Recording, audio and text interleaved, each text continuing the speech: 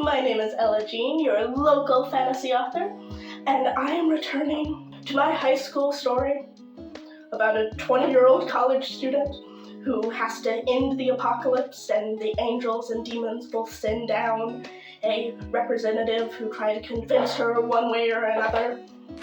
Complete transparency, I filmed this like 3 times now. My phone is giving me shit. I actually happen to like quite a bit of chapter 3. Shocker. So I actually am really excited to explore it and share it with you. There is still questionable parts. It is a first draft written by a 14-year-old who had never written a book before. It's gonna be questionable, but we're gonna enjoy it together. First, Baratheon and Exophon are taking Scarlet around to meet random magical friends for exposition. It's for exposition. It's entirely for exposition. It is Ella cheating. We're gonna say it's to introduce her to the magical world. Baratheon's person of choice is in classic writerly fashion, teenager. His eyes look too old to be a teenager, but he must be a teenager because immortals aren't real. He's immortal. He's a vampire. It is just kind of that go-to writing trope. I actually still use this writing trope. I still think this writing trope is a thing. Eyes are the windows to the soul. I like the phrase, his eyes look too old for him, that sort of thing. I like that. And while I'm not sure how eyes can ever look old, they do in book worlds. There are a lot of things we accept in book worlds. But of course, those eyes have to be more than old. If I knew you were coming, I would have cleaned up better. You have to be quiet and all this. He introduces himself first. My name's Stefan. It's a pleasure to meet you. Such a shame you have to learn about the wonders of magic in such a horrible way. Because yes, everyone knows that this mortal has been chosen to decide the apocalypse. Casual things. And it's only after, she introduces herself and then, starts staring into his eyes that he goes, "Oh, I must apologize. I didn't mean to do that to you. I'm not the best with mortals. They so hardly come to see me. Because this motherfucker can mesmerize people." It's vampire thing. However, this vampire thing is solved almost immediately because he just casually carries sunglasses on his person that block his magic. So, he hardly ever has mortals visit, and yes, can block his magic, and he carries them around in his pocket. First draft! This is the glory of a first draft! But then we actually get to a few ideas that I really like. Am I embarrassed to admit this? No, because you should go back and read some of your writing and you should like it. Writing is all about growing, but that doesn't mean everything you first wrote should be written off as immediately bad. It is executed poorly, but I stand by it. You see, I grew up playing games with my brother where we would mash up all the worlds of the books we read, from Percy Jackson to Marvel movies to Cassandra Clare's Shadowhunters. Anything that existed was mashed up. This was very popular in fan fiction. There was crossovers. The whole idea that the world was bigger than everything and that all these stories could be real under one roof. I actually really like that. That idea is actually the basis for the book that I am actively trying to query and publish right now. And little baby Ella is trying her damn best to reflect that. Poorly. She doesn't go about it right. But she recognizes that there are multiple different vampire myths. Normally, then the media chooses one to follow. You can have them to be high aristocrats or little bottom feeders. It can be metaphor for disease or greed or any of it. Usually you choose one, you move on, you hope they don't sparkle.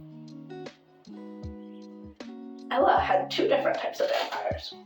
Lovingly called the pure vampires and the impure vampires, she was not known for her ability to name things. She's still not known for her ability to name things. But pure vampires are vampires that are born vampires, age, and die very, very slowly. What vampire myth am I pulling from where vampires are born vampires and age? I have no fucking clue. Honestly, No, I've said that for 3 recordings. I think I do. No? And it is Monster High, where Draculaura is literally the daughter of Dracula, because they never really wanted to deal with the idea of him turning. Did I pull this idea solely from one child source? Yes, I did. We're gonna ignore that. Then there's impure vampires that are like the mortals that have been turned into. It's great because you get both the metaphor for disease and metaphor for high aristocrats. It's great. You get all of it. It's poorly executed here. He literally just, Stefan sits there and goes, there are 2 types of vampires, pure and impure. Pure vampires are born as vampires. They technically age and die, but age very, very slowly. The longer they've been alive, the slower they age. Take me, for example. I'm in my hundreds, and I'm only a teenager in both your eyes and other vampires. Oh no, the next line is better! They also have magic. Most famously, the previously mentioned mind control, called persuasion magic, but they can also do any sort of basic magic. I love that for me. That is a description. That is lovely. Getting into the second half of scene that I actually still continue to like. Stefan tries to save the impure vampires. And of course, because when you introduce that idea, you need to see an impure vampire. There's a loud scream. And Scarlet just decides to run after and go see what's screaming. She's learned about magic. She knows vampires are real. She knows impure vampires are beasts. Let's go see. She's not smart. But I actually write a scene of horror that I don't hate. I stepped into the room and immediately my eyes landed on the girl in the center of it. She was tied to the bed, screaming and thrashing. Her blonde hair was wild and thin and pasted to her face with sweat. She was skinny, eyes sunken far into her skull, and cheekbones and ribcage visible under her paper-thin looking skin. She was as white as a sheet, and blue veins stood out on her skin.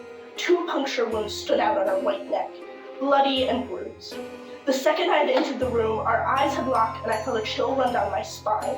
Her eyes seemed empty of all life, flat and glassy, like she didn't even see me. They looked like they were once vaguely blue, but the color was slowly bleeding out of them, leaving them empty. She tried to lunge at me, screaming so hard that spit flew from her mouth. She didn't even seem angry, more like she was acting on primal instincts. I'm not going to claim this is good. This has a lot of repeating words, like having stood out and then stood out in the next sentence. It's very clunky. There are so many words.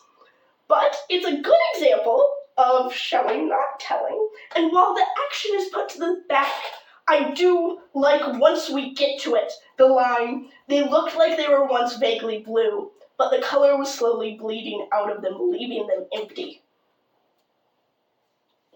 I think that eats.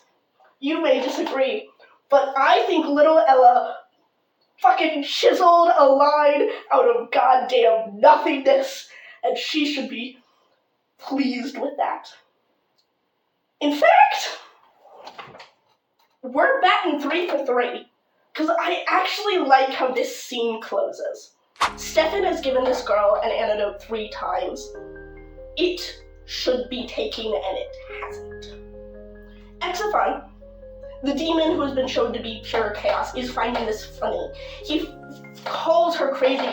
He talks about never seeing someone like this so close. Stefan's horrified, and Baratil steps forward, the angel, and says, "Be respectful. Stefan really cares about them."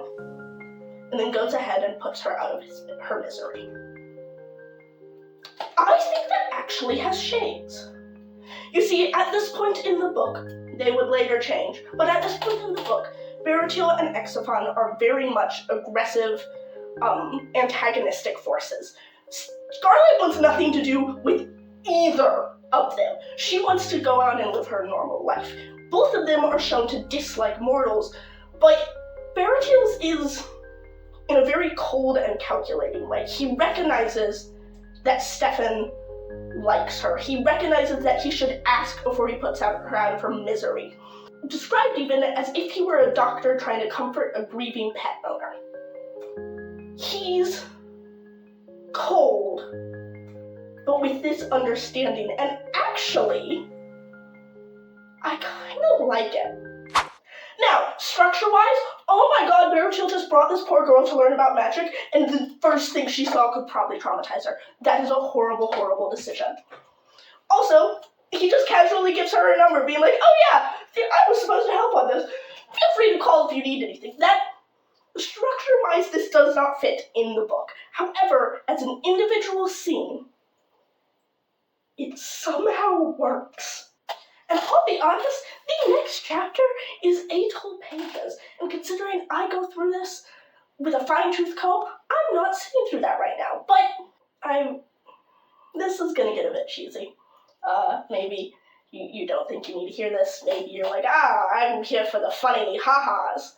If it is, you can head out and I will produce more funny ha-has later. I went into this expecting it to be bad. And it is. It is. But to see a scene where little Ella figured it out, even just for a moment, had lightning in a bottle, and use it right, you can suddenly see where your skills were built off of.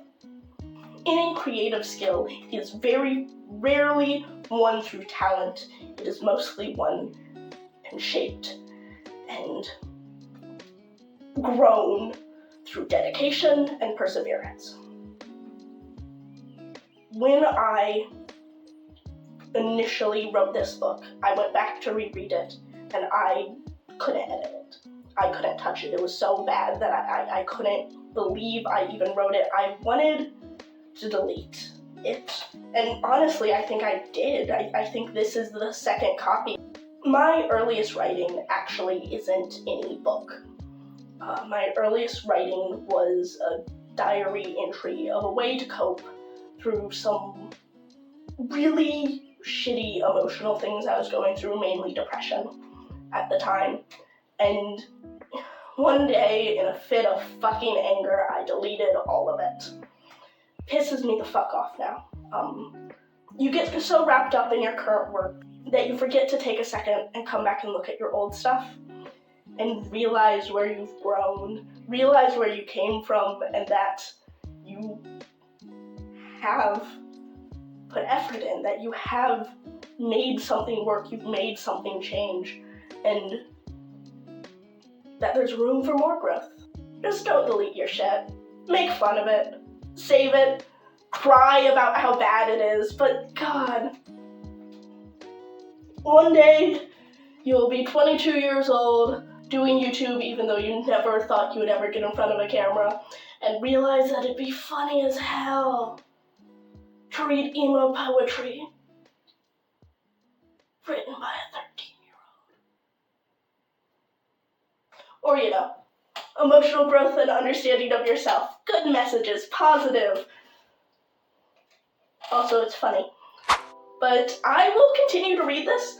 I in my first recording of this video that is now lost to time itself, I actually got somewhat into the next chapter, and I will leave you on the cliffhanger of there's the beautiful line, she leaned over the counter and crushed Exifon in a hug that was mostly boob.